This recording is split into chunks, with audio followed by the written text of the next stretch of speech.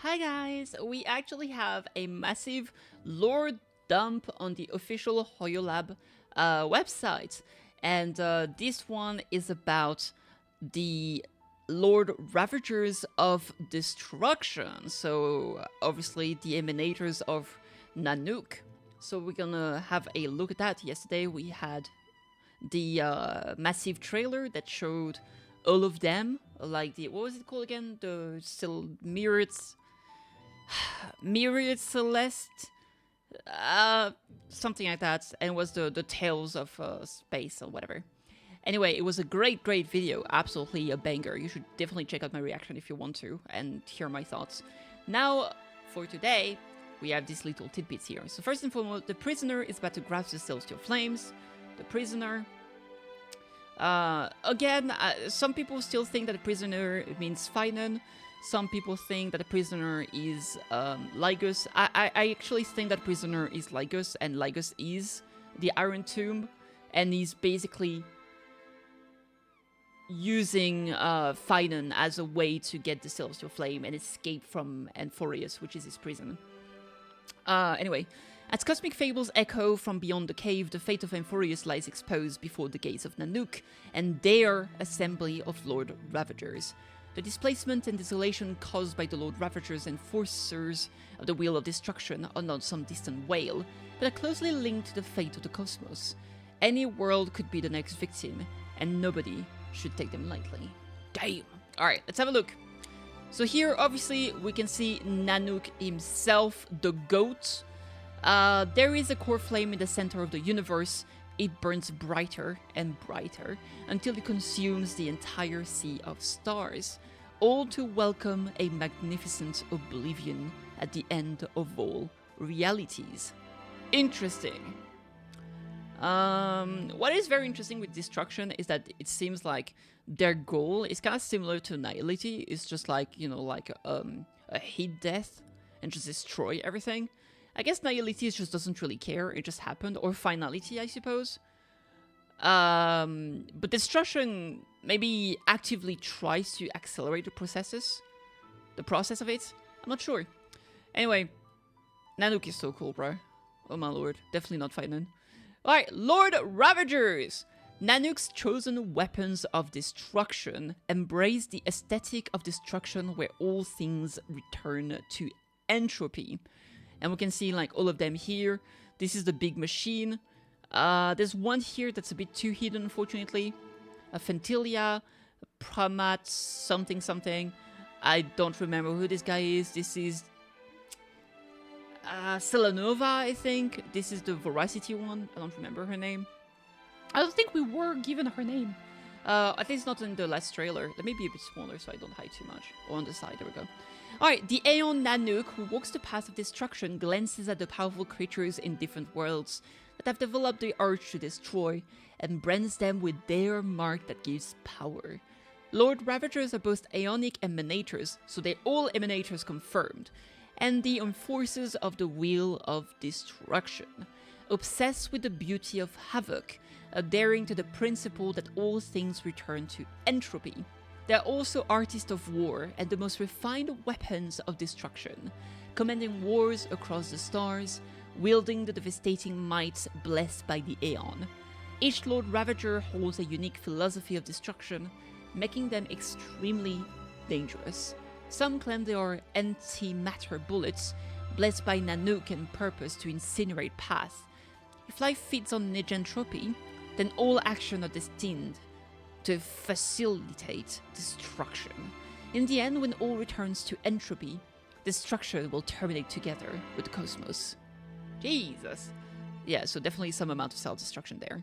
I wonder why they hate the world so much that they want everything to just disappear.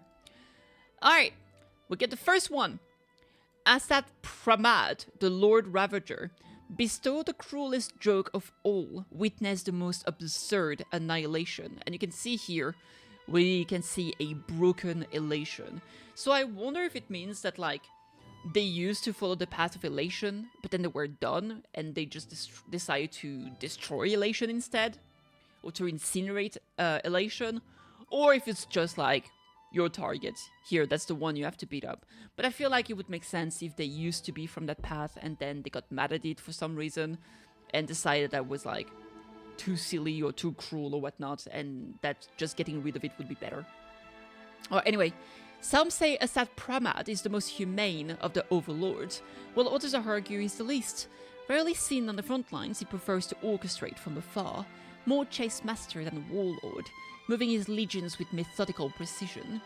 Walls that fall under his gaze are consumed by waves and waves of slow, cruel jokes, like the infamous wall of the Ogle Ring. Over a century, Assad Pramad advanced his Void Rangers inch by inch, just to force the military line of the resistance into the shape of a single line of text. Destruction is where laughter ends. It is mourning, not celebration. Oh my god. The guy literally just has fun and draws with enemy lines. So basically it's saying that, like, by specifically moving his own legion, it would force the enemy into a very specific, like, position that if seen from high above, it would read as destruction where laughter ends. Oh my lord. That guy is insane. Known as the Destroyer of Elation, Assad Pramad embraces the title. When his work is done, he scorches a giant smiling face into the surface of every dead planet, as if to mock the very idea of life. That guy's insane. The guy's like, oh, you want to know how this planet got its scars? What the hell? He's literally the Joker. He's the Joker of HSR. Alright, moving on. Zephyro, the savage white flame, pierced through the deepest darkness. And you can see here that he's obviously against Nihility. I wouldn't be surprised if this guy used to be like a sin thirster at first. Because he obviously has some very, very similar power. Also, with like everything like covering his face, maybe it's to represent the fact that he lost himself. He doesn't really have an identity anymore, apart from Zephyro, right? But maybe not. Alright, Zephyro is feared across the stars as the most terrifying of the Lord Ravagers. He is obsessed with the final moment of annihilation, the beauty of absolute erasure. Yet some whispers that encountering him may be a mercy. Among all the Lord Ravagers, Zephyro alone offers a death without pain. Some Doctors of Chaos even theorize that his destruction is a form of resistance. They believe he is a self-annihilator summoned by there it is. Refining fading colors into blinding white light to defy the shadows of the Aeon. His devastation has been known to bleed into the dreams of the Nihility past striders, leaving searing marks on their waking flesh. Many believe Zephyro is targeting the Nihility. One self-annihilator, once described as a nightmare. At the end of all things, with nothing left to destroy, a Lord Ravager hurled himself into Ix's divine corpus, followed by a single violent beam of white that pierced the endless dark. Wow. Okay. Damn, so a self-annihilator basically saw in his dream Zephyro diving into Ix and just destroying it from inside with a beam of light. Damn. So that guy could be capable of actually killing Ix, killing Nihility, killing nothingness. That's insane. Alright, the stars listen to a prayer of despair, gathering of grand death. Oh my god, this one is so pretty. Like, holy crap, I cannot. I love it. Obviously, Harmony, we can see it here. Lord Ravager Selenova. When some desperate civilization cry out for salvation, this requests are heard by the family, but it may be Selenova who answers, and the descent brings ruin to enemies and supplicant alike. Unlike her mysterious peers, Selenova's origin is known. Nanook personally ignited the world of Harmony and elevated her from the ashes of the Eternal Centurion. She is deemed the destroyer of Harmony, leading the antimatter, I want to say anti, but people say antimatter legion and commanding Void Rangers and starships in vast, coordinated campaigns. For eons, she has followed the path of the Cancer of all worlds, spinning a web of death across the stars. Some say she alone among the Lord Ravagers knows the truth of the Stellarons, or worse, that she's the one planting them. Oh shit! Wait, really? That'd be insane! So, She was actually... So basically Nanook destroyed her world, and then the Eternal Centurion is like a group following, you know. Eternal Centurion is the name of, I think it refers to Shipe, right? So from the ash of the world of Shipe, of one of the world of Shipe, so World of Harmony, she was elevated to become a Lord Ravager. And yeah, because I was gonna say, like, the Cancer of all worlds, this is obviously Nanook, but more specifically when they talk about Cancer, I think they refer to Stellarons. So the fact that she knows the truth, or might be the one planting them, is kinda crazy. Maybe that's how she does it, right? Maybe that's how... Because, okay, what is very interesting is that the Stellarons kind of functions like the Honkai in Honkai Impact 3rd, or like the Black Tide, or all, you know, like all that stuff. As in, it embraces something or someone and tries to transform everything into it, right? Basically, you know, like they fuse with someone and they morph it. It's like their goal to embrace something, as in to become one with something and transform it, basically, right? And so it would make sense if this was linked to Selenova, who used to be a member of Harmony and is also the one trying to destroy Harmony. Because the idea of Harmony is to embrace everyone and everything that is willing, of course, and get them together into one beautiful symphony, one harmony, right? So if she's actually the one creating the Stellarons, it would make sense, because she would be planting them in different planets and waiting for it to basically consume and transform the entire planet, and then become a new antimatter legion, basically. And so she's embracing all of these world thanks to the Stellaron to create a massive army, and slowly but surely turning the universe in her team, essentially, right? Interesting. Alright, moving on. The sun devourer that chases the light extinguished 10,000 stars. The Lord Ravager Luxbane. Okay, that's insane. That's actually 2 targets. I think those 2 are propagation and voracity? I think it's hard to see here, because like it's kind of like half broken. It's too broken, but I think like this one is voracity, and I think this one is I'm not sure. Oh, this might be Oho. This might be... No, I don't think so. It doesn't look like Remembrance. I don't know. I'm kind of bamboozled. But like the 2 circles here make me think of Oho, but probably not. But I mean, we know that like propagation is still kind of around. Voracity is definitely still here, right? Because voracity is Ouroboros. Maybe this symbol is voracity. I don't know. All right, Luxbane, called the Sun Devourer Giant. Luxbane is credited with countless stellar extinction events. According to the Intelligentsia Guild, beyond that little is known. No one understands their purpose. They're simply called Luxbane. Okay. Luxbane's form is indescribable. A shape so vast it eclipses suns, blotting out sky and space alike. Some in the Astral Ecology School believes they are a descendant of a leviathan-brained species. But with those creatures long gone, few can imagine a young Aeon reviving such an old being from death and commanding them. Could Luxbane be Nanook's emanator to confirm the veracity or the permanence? Oh, it is the shield of permanence. So is this veracity because it's Ouroboros, and then this is a shield of permanence? Yeah, maybe. No one knows for sure. Okay. Damn. Dude, it's just like a giant shape that just travels the cosmos and eats planets and suns. Like, what the hell? Actually insane. Alright. There it is. We get more information about the Arcforger. So that's the official name. People have been speculating about what the official name was going to be. I've seen a lot of different things. So Arcforger is the official one. And this is clearly anti-preservation. Ignite the Warforge. Turn your enemies into Void Rangers. Ooh, so we reforgers enemies? That's crazy, okay. For years, Arcforger remained a total mystery despite years of investigation by the cosmic powers. Only recently did the IPC, thanks to 2 society members observing Amphorius, decode their name, Arcforger, from the gravitational waves of Iron Tomb. Yeah, so this is obviously about Skrullum and Herta. Void Rangers often exhibit twisted forms, and some destruction creations implode with an intense backfire when destroyed, dragging their enemies along with them to their destruction. It's believed Arcforger is the architect of the Legion. Their power is linked to heat, forging, and shaping, possibly connected to the path of preservation. In the Furnace of War, there is no line between the Smith and the Smithed.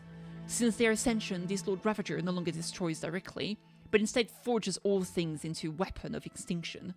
The IPC has strongly condemned this. Damn. So this guy decided, like, you know what? I'm done. I'm gonna craft things to destroy everything else. Which is, I mean, it's kind of similar to the IPC, just being crazy and creating a weapon of mass destruction like they did. We learned from that story in Pinakoni. I don't even know what I'm looking at. It looks like a robot, but I don't even know where are its eyes. Because I think those two, like, burning things are probably like its furnace, basically. I literally have no idea. Maybe it's just a floating forge or something. I don't know. Alright, Fentilia. Seize the body, manipulate the mind, set a self-destructing trap. Fentilia. And of course she's against the hunt. And the self-destruction trap because she wants people to target each other. She wants to turn the arrow towards their allies, right? Which, I mean, to be fair, I don't think Ian really needs her help. Ian is strong enough to, or Lan, I don't remember, strong enough to just kill their own followers anyway. Like when they shoot the arrow, it's just a bombardment, and very often time followers the hunt do get shot down anyway. But I mean, I guess Fentilia just helped with the process, I suppose. Members of the ancient shapeless species of the Heliobi. Nice! It's actually confirmed that she is one. I mean, it was speculated that basically that was like the least, the least kept secret in the world, basically. A Starfire essence. Fentilia delights in luring civilizations into self-destruction. Based on her sabotage of the Jianzhou Alliance, it's speculated that her target may be the Hunt. To her, material extinction is not the end.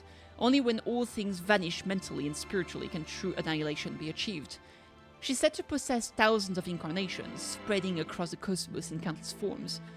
Through lies, illusions, and manipulation, she fans the flames of blind vengeance. Recent anomalies of the Jiangzhou Luofu and Yao Xing may be signs that their schemes are escalating. Just how deep her influence run is still unknown. So what is very interesting is that the fact that she has like a lot of incarnation, this really gives vibes of, you know, Yaoshi, which is the abundance, or, you know, propagation even. Well, like she's basically everywhere. She can be like across the cosmos, basically. Very interesting. So she's powerful enough to just have an incredible amount of incarnation. Also, we can see here, obviously, self-destruction, classic. We can see how she like sabotaged Jianzhou Alliance, where she basically were turning like the different factions against each other, which was quite interesting. We kind of saw those repercussions when we had the entire thing with Jing Yuan being, you know, investigated by Fei Xiao and all of that. And also, you can see here, she believes in mental and spiritual annihilation, basically. And this can be seen in what happened to, what's her name again? Dude, her name escapes me, but basically Fugue, right? Because she was able to, like, break her bodies and destroy her memory, essentially, right? She was saved. Luckily, she wasn't completely destroyed. But, yeah, that was pretty bad. So this is what she does. Alright, and finally, we have Iron Tomb. Append the logic of inorganic life forms. Turn technology to scrap metal. Oof. Oof. So, I was thinking that Iron Tomb was potentially, you know, Rupert III. But Rupert III hated organic life form. Meanwhile, Rupert won first and second. he hated organic life form and basically wanted to destroy everything organic. But here, Iron Tomb is actually against inorganic life form, so it's the opposite of Rupert. So maybe Iron Tomb isn't Rupert Third, unless Rupert Third was like, you know what, this is all bullshit, I'm done. I'm not doing what Rupert's first and second wanted, I'll just destroy inorganic life form instead. I don't know. But yeah, obviously against Erudition, we saw that from the previous trailer when they actually want to destroy Nanook. And yeah, unlike other Lord Ravagers, Iron Tomb's invasions required no physical presence, leaving behind almost no eyewitnesses. Its presence is inferred from the ruins of devastated civilization. Technology turns into viruses, worlds plunge into darkness, and everything deemed advanced becomes a cold grave. It only appears in highly developed worlds. Some Intellitron theorists believe Iron Tomb is the inversion of the Erudition, a reversal of all calculation and logic. Its destruction resembles a phenomenon more than aesthetics, a corruption and subversion of inorganic logic, a collapse of all intelligent behavior. There it is. And again, a lot of people think that Finan is Iron Tomb, but I just don't see it, man. I don't see why Finan would have all these like anti-technology powers. Nothing is shown that he's able to like destroy and like spread a virus. Maybe, I mean, we've seen some of his animation and his ultimate. Like, he has some cube in his hand, so maybe.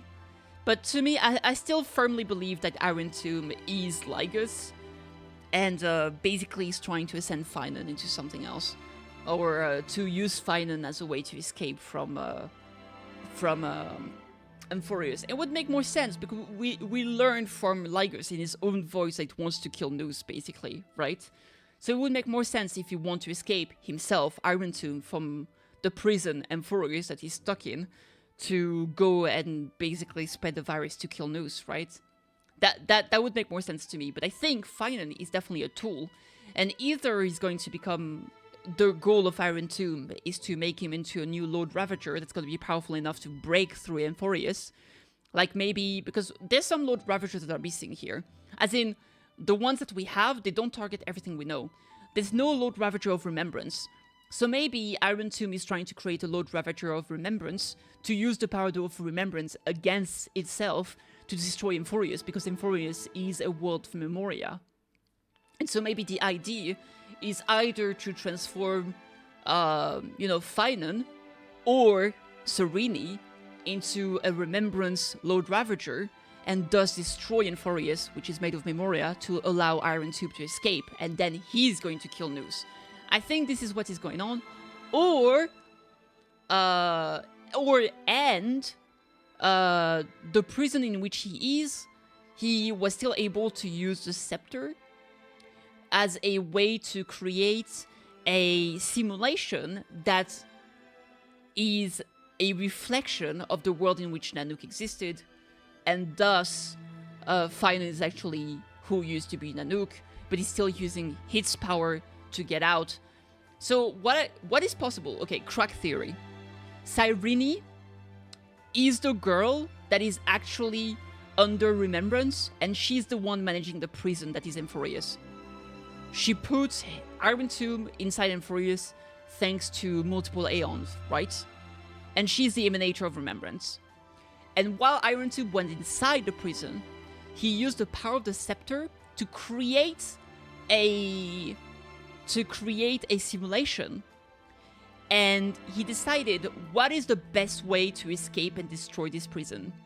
What if I take the previous incarnation of Nanook before he ascended, aka Finan, and create his own world and run the simulation again and again and again and again and again until he ascends and breaks through the prison. Crack theory over. Let me know what you think. Anyway, this is it for this video. This is absolutely insane. I love this lore. It's they are cooking so much, and I'm gobbling it up. Let me know what you think in the comment down below. Like, subscribe if you enjoyed the video, and I'll catch you on the next one. Cheers, guys.